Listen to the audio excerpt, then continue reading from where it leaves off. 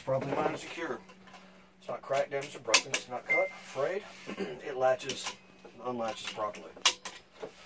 While I'm on my safety belt, I'd like to finish with my safety equipment. I have 6 spare fuses above my head. I have a fire extinguisher. It's properly mounted and secure. It's not cracked, damaged, or broken. It's 10 BC rated, fully charged with a pin in place and a valid sticker. I have 3 red reflective triangles that are properly mounted and secure, not cracked, damaged, or broken, not missing any parts. To finish with my safety equipment, I'm going to do a safe start. To do so, I'm going to press my clutch to the floor, turn my gauges on, let them cycle, make sure that my tractor's in neutral. Start my tractor, slowly release my clutch to ensure that I'm in neutral. Now, Mr. Examiner, while I'm waiting for my air pressure, my water temperature, and my oil pressure to build up, I'm going to start with my in-cab inspection, start with my driver's side, and work my way across. I'm going to start with the far left. This is my driver's side mirror. It's properly mounted and secure. It's not cracked, damaged, or broken. It's clean and clear. There are no legal stickers to impede my view, and it's set for my line of sight. This is my driver's side window. It's properly mounted and secure. It's not cracked, damaged, or broken. It's clean and clear. There are no legal stickers to impede my view. It rolls up and down properly. Has a good seal around it, preventing the leaks. Around to my windshield. It's properly mounted and secure. It's not cracked, damaged, or broken. It's clean and clear. There are no legal stickers to impede my view. It has a good seal around it, preventing the leaks. It's my passenger side window. It's properly mounted and secure. It's not cracked, damaged, or broken. It's clean and clear. There are no legal stickers to impede my view. It rolls up and down properly. It has a good seal to prevent any leaks. It's my passenger side mirror. It's properly mounted and secure. It's not cracked, damaged, or broken. It's clean and clear. No legal stickers to impede my view. It's set for my line of sight. I'm going to come back over to my left and drop down a little bit. Okay. This is my left turn signal indicator. It works. My right turn signal indicator. It works. My 4-way flash indicators. They work. And my high beam light indicator also works. While I'm here, my turn signal, I'd like to go ahead and test my windshield wipers. My windshield wipers are properly mounted and secure. They're not cracked, damaged, or broken. There are no missing parts. The rubber on my wipers is not cut, dry rot. Okay, and the wipers themselves are applying the proper pressure to my windshield to remove any rain or debris from snow. My windshield washer fluid is filled to the proper level and is working properly, as you can see. I'm going to go ahead and test my city horn. It works. My country horn, it works. I need one of these horns operational to move this vehicle down the road. Start with my gauges. Start from my upper left and work my way across. This is my water temperature gauge. It's properly mounted and secure. It's not cracked, damaged, or broken. It's clean and clear. My water temperature is at or rising to normal temperature, which is between 170 and 210 degrees. This is my depth gauge. It's properly mounted and secure. It's not cracked, damaged, or broken. It's clean and clear. And it's indicating that we have about 3/4 of a tank of diesel exhaust fluid. This is my RPM gauge. It's properly mounted and secure. It's not cracked, damaged, or broken. It's clean and clear. And when I hit the accelerator, showing that my RPM gauge works properly. It's my miles per hour gauge. It's properly mounted and secure. It's not cracked, damaged, or broken. It's clean and clear. And we'll test the miles per hour gauge when we go down the road. This is my fuel gauge. It's properly mounted and secure. It's not cracked, damaged, or broken. It's clean and clear. It's indicating that we have about 1/4 of a tank of fuel. If I needed to double check that, I can stick the tanks. This is my oil pressure gauge. It's properly mounted and secure. It's not cracked, damaged, or broken. It's clean and clear. And it's indicating that my oil pressure is at or rising to normal pressure, which is between 20 and 45 psi. To help myself remember that, the 20 and 45 psi, I can also remember that during my brake check, my valves pop out between 20 and 45 psi. This is my primary and secondary air tanks. The faces to those gauges are properly mounted and secure. They're not cracked, damaged, or broken. They're clean and clear. And my air is rising, there's at or rising to normal air pressure, which is between 100 and 125 psi. Governor cuts in at 100, out of 125. This is my heater and my defrost. My heater and my defrost work on the dash and on the floor to ensure that I can keep my windows defrosted and keep myself comfortable as I'm riding down the road. Before I move on, I'd like to have a broad overview of what I just did to make sure that I didn't miss anything before I start my air brake portion. Alright, Mr. Examiner, I'd like to go ahead and start with the air brake portion of my test. To do so, I need to follow the 3 steps first and foremost.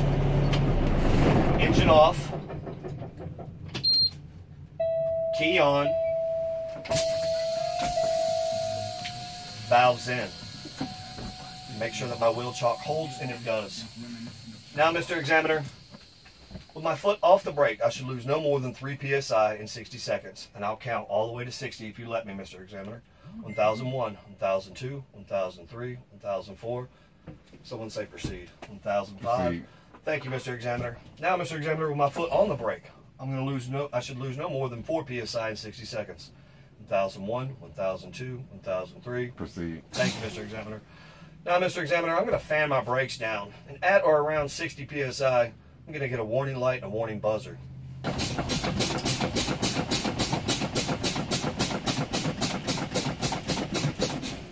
There's my warning light. Okay. Now, Mr. Examiner, I'm going to continue to fan my brakes down, and between 20 and 45 psi, my valves are going to pop out.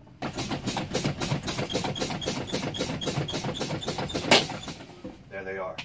Now, Mr. Examiner, I need to perform another safe start so I can test my, so I can do a tug test and then test my service brake and my trailer brake. To do so, my gauges have already cycled because my key's in the on position. Need to press my clutch all the way to the floor, turn my engine over, ensure that I'm still in neutral, and slowly release my clutch. Now, Mr. Examiner, I'm going to give the tractor a little bit of fuel to help the air compressor put air back into the tanks.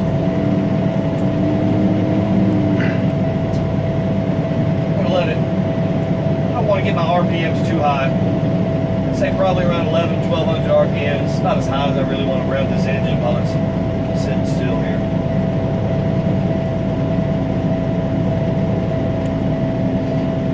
As you can see, my warning light is still on both my tanks. After it reaches above 60 psi, which this one just did, it'll cut off. And this one will cut off also momentarily.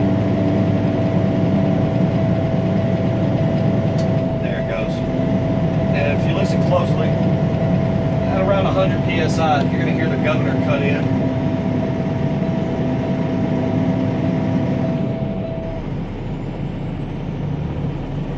Hear that? Yeah. Governor just cut in.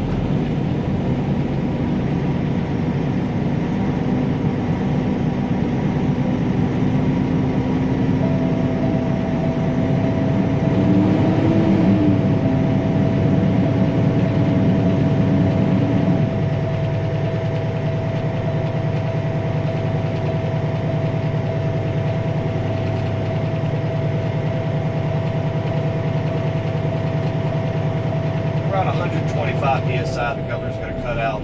You'll hear it when it does.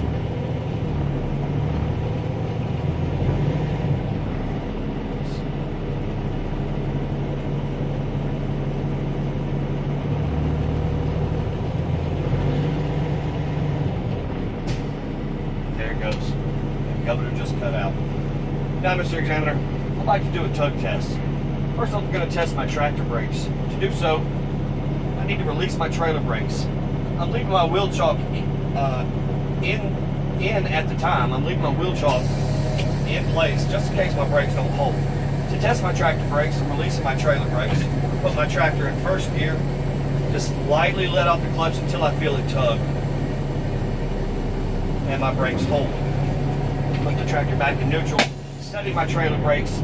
And I'm going to release my tractor brakes so I can now test my trailer brakes to make sure that they hold. Put my tractor back in low gear. Slowly release my clutch. Make sure that my trailer brakes hold, and they do. Now, Mr. Examiner, I need to do a service brake test and a trailer brake test. To do so, though, I'm going to have to remove my wheel chock. I know that I've rolled up on my wheel chock while I was doing my tug test. So, Mr. Examiner, I'm going to go ahead and just roll just a little bit backwards. Right there. Now I'm going to go ahead and exit the vehicle using 3 points of contact so I can secure my wheel chock.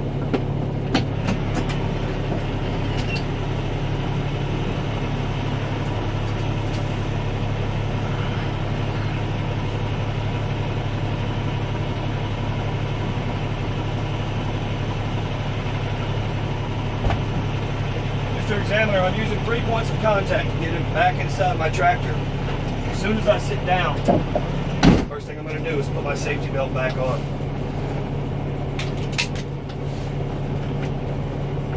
Now, Mr. Examiner, I'm going to test my service brake pedal. To do so, I need to press in both my valves, put my tractor in second gear, and I'm going to move forward 5 miles an hour.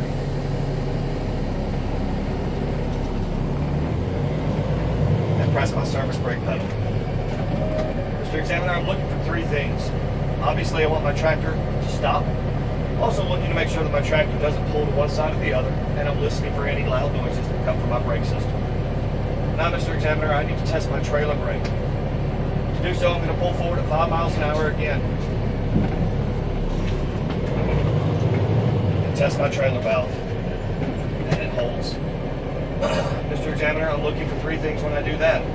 First and foremost, for my tractor and trailer to stop. I'm looking to make sure that my trailer does not pull to one side or the other. And I'm making sure that there are no loud sounds coming from my trailer brakes. Now, Mr. Examiner, if I could ask you to please pop out and help me check my exterior lights. That concludes the in-cab air brake portion of the test.